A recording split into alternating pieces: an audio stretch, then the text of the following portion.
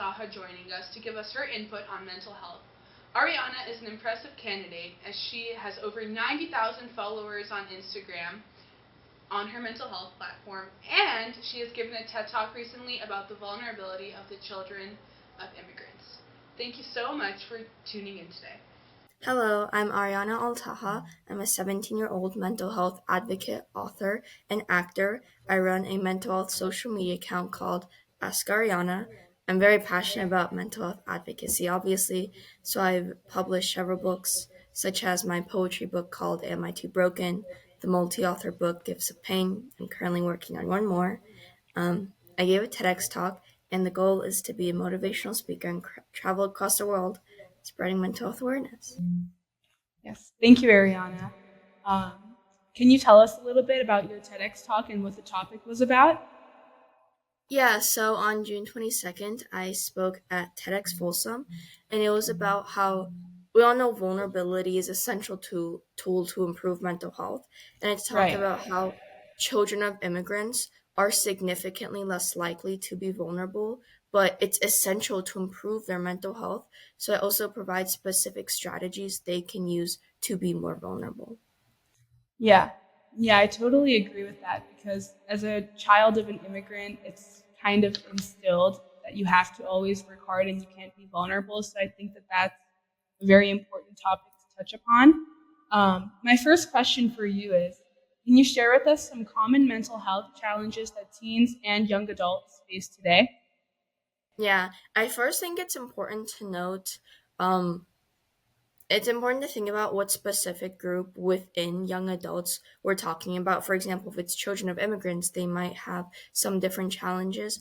But overall, I think comparison is a huge thing, such as academics, but social media, and then having a strong support system.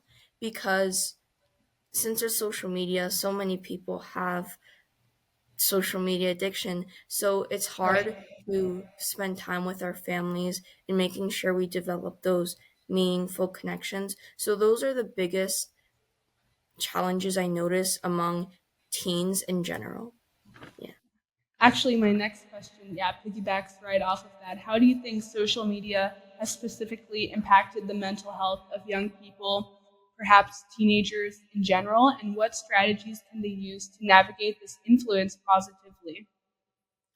Yeah, so we all know that social media is a double-edged sword, and there's several huge issues with it. For example, the hate comments, which can significantly affect one's self-esteem, and then the addiction behind apps as TikTok that are designed to grab our attention, and then comparison with constant beauty filters. So I think the best thing is to address these issues one by one. For example,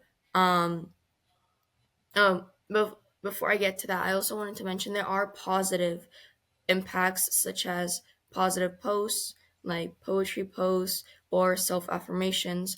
But Right. now, if we want to target those negative impacts, I think, for example, number one, with the comparison thing, I think it's important to remind ourselves that someone else's beauty doesn't take away from yours. And if you're comparing yourself to a photo, remind yourself that it's so easy for posts to be edited, especially for Right. influencers that have so many followers. It's hard to post your authentic self sometimes, knowing that so many people are judging you. So a lot of the photos are edited. So that's important to keep in mind. And then with the social media addiction, I mean, I saw one TikTok video that said to do like a dopamine detox, which is stare at a wall for 10 minutes. And another Right. thing could be setting a time limit.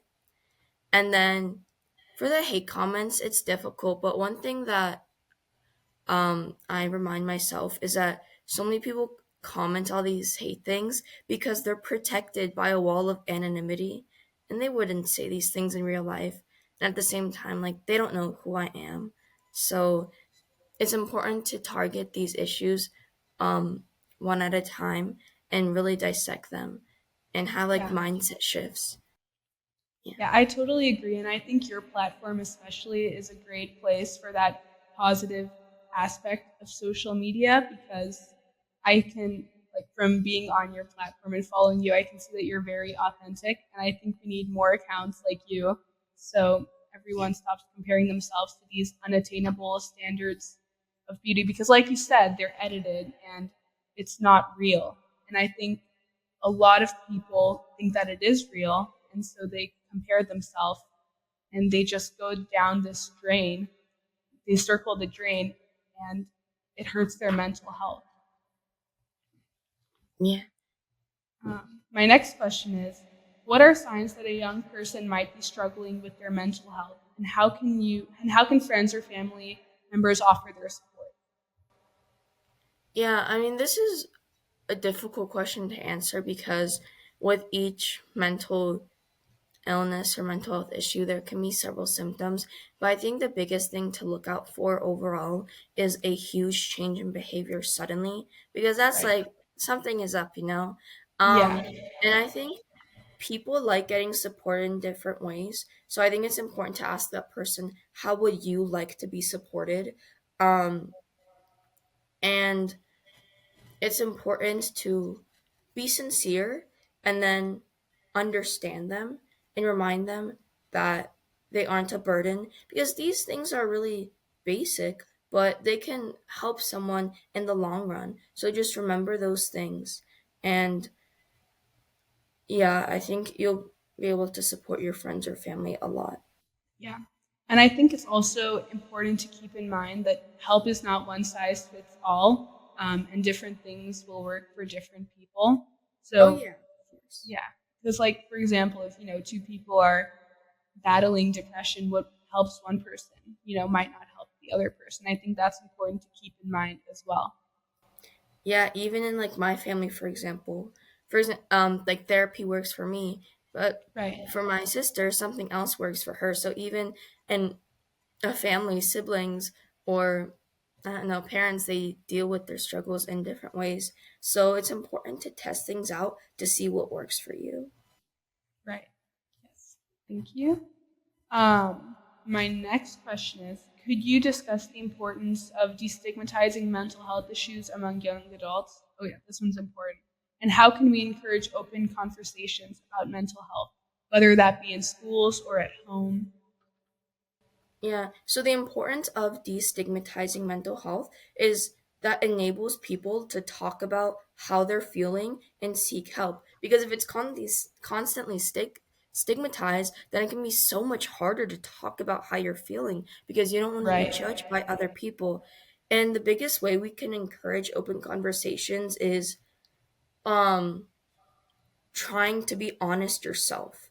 For example, it would be a bit hypocritical of me to promote vulnerability across my platform if I can't be vulnerable myself. So it's Right. important to be um, open yourself.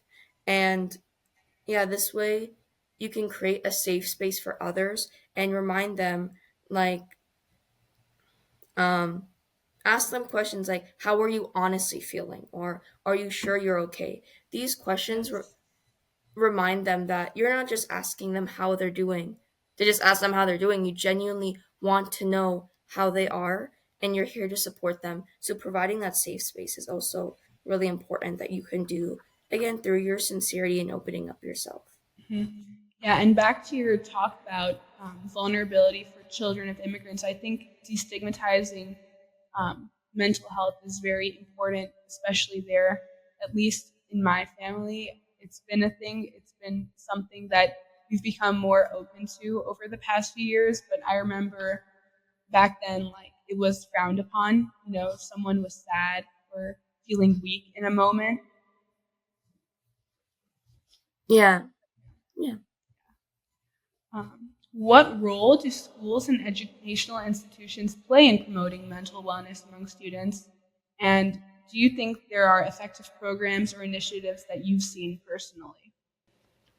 Yeah, so when I talk about schools or educational institutions, I'm only going to talk about up until high school because that's as much Right. as I experience. And Of honestly, course. I think these schools in general offer very little mental health resources due to the amount of restrictions they are. Um, I mean, in my school, I tried to implement a mental health class, or like a class on how to Yeah. set yourself up mentally and financially, and that was really hard because of the amount of restrictions, and unfortunately I wasn't able to do it. So I mean, there are a few things that I've seen that are helpful, like mental health clubs or classes like AP Psychology, which I took. Right. And I think that's really helpful because it helps you understand more about the brain. But if we want to see significant change, we need to adjust schools' restrictions so Yeah. that teachers can talk about it. In schools, in their library, they can provide mental health books.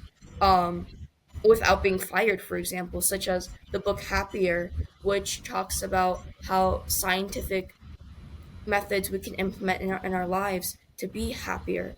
So I think we first need to focus on adjusting the restrictions. Yeah. Definitely. I mean, if the schools won't even, or like, will give you trouble when trying to implement a class about mental health, that kind of tells everyone that it's not at the level that it needs to be. Um, and I also like from my experience because I'm starting college next year, so I've only been up until high school as well. I think schools do not provide enough like mental health events in general, and for the amount of students that there are, I don't think that there is enough help at the school, like on the team, if someone, like usually schools only have one therapist, but maybe adding two, because what if one student doesn't connect with that therapist? I feel like it's also important to have that connection, and just Yeah. making the mental health department more versatile in general. I feel like every school should focus on. Yeah, and a lot of this does come down to funding. I remember when I said I Right. wanted to start a mental health class, they said, "Well, we don't have enough teachers." And then another thing with the mental health events, it's interesting because at my school we try to host mental health events, and even if we host one, um, people might not come. And I noticed Right. that with clubs, like competitive clubs, people go because they want to win competitions. So they either go to a club for competition's sake or to get food. So it's Yeah. interesting, like with the mental health clubs, they only really go if you provide food rather than for the sake of improving your mental health, which, I mean, you can't really control why people Of go to course. clubs, but it's saddening that even if Hmm. you have mental health events, people might not care. Yeah. And I think it also, I know I keep coming back to this, but I think it also keeps coming down to vulnerability, because someone might think, if I join this club, what are people going to think about me?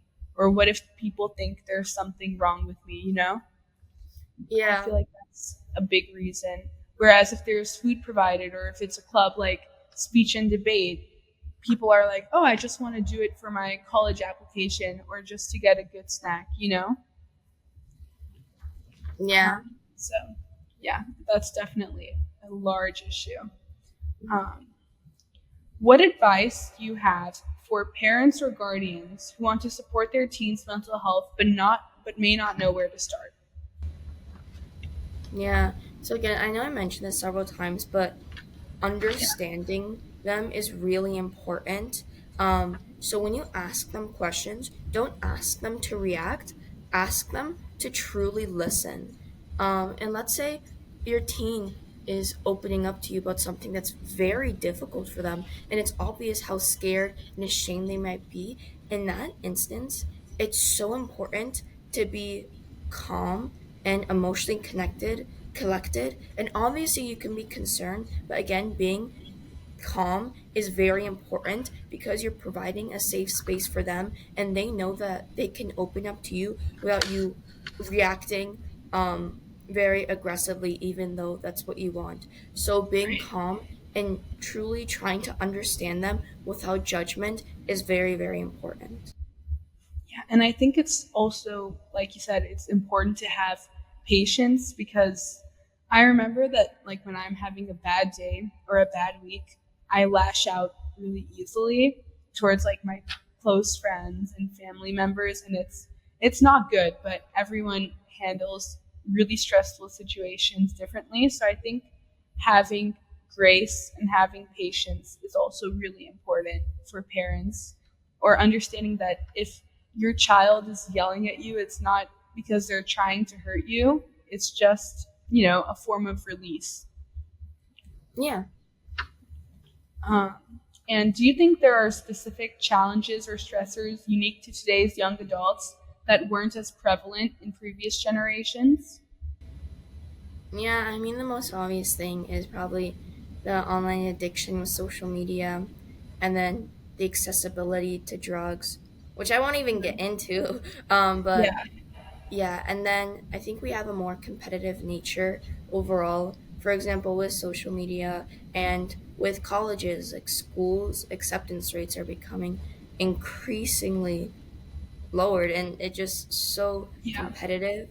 Um, but with these things, again, you have to target them one by one. And with the yeah, online addiction thing with social media and the competitive nature, it all really comes down to mindset adjustments that every individual can take. Um, for example, with the competitive nature, I struggle a lot with perfectionism, specifically around academics.